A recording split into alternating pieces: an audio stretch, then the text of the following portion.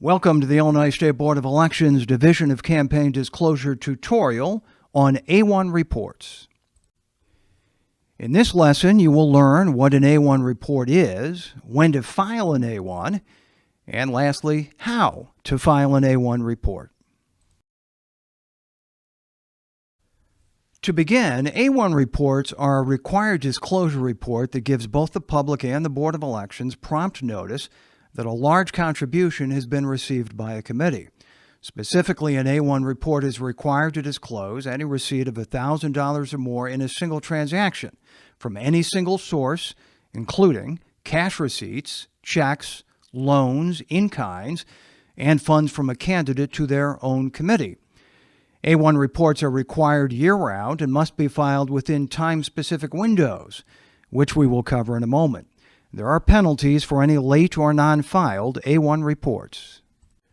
Now that we know what contributions require an A1 report, let's learn about when an A1 report needs to be filed. As previously stated, A1 reports must be filed within time-specific windows, depending on how close to an election an A1 contribution is received. Normally, an A1 report must be filed within 5 business days after the date of receipt of the contribution.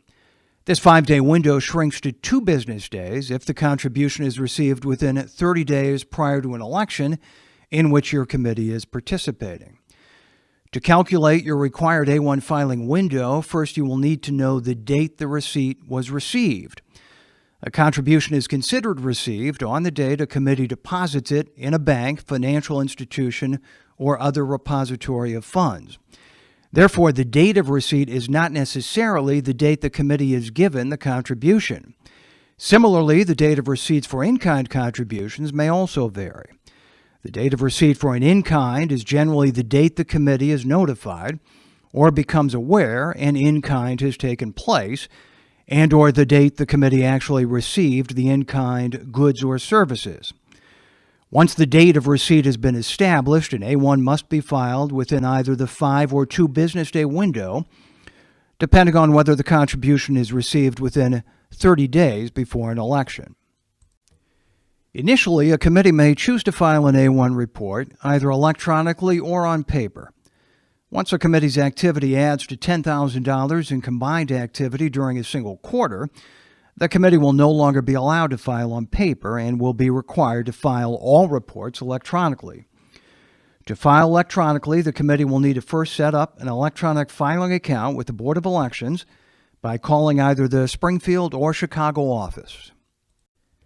If the committee chooses to file on paper, the A1 report may be found by going to our website, elections.il.gov, under the Campaign Disclosure tab, and clicking on the Schedule A1 form. Once you have the form, place the committee's name and address at the top of it. Next, in the boxes provided below, enter the name and address of the contributor, along with the date and the amount of the contribution. Once you have entered the contributions on the A1 report, have either the treasurer or candidate sign and date the form. If another individual is filing the report on behalf of the treasurer or candidate above, place the name and address of that individual on the bottom section of the form. Now that the paper A1 report is completed, email, fax, or drop off the A1 to either the Springfield or Chicago office of the board. Attention Campaign Disclosure. A1 reports may also be created and filed electronically using the IDIS-3 system. For more information on filing A1 reports electronically, refer to the IDIS-3 Help menu or our IDIS-3 manual on the homepage of the Board of Elections, elections.il.gov, located in the Publications section under the Campaign Disclosure tab. 2 final reminders. Any contributions reported on an A1 will also have to be included on a committee's quarterly report. And remember that penalties may be assessed for a late or missing A1 filing, so it's important to be alert for contributions of $1,000 or more received by your committee. To review, in this lesson we covered what contributions require an A1 report, when to file an A1 report, and methods of filing an A1 report.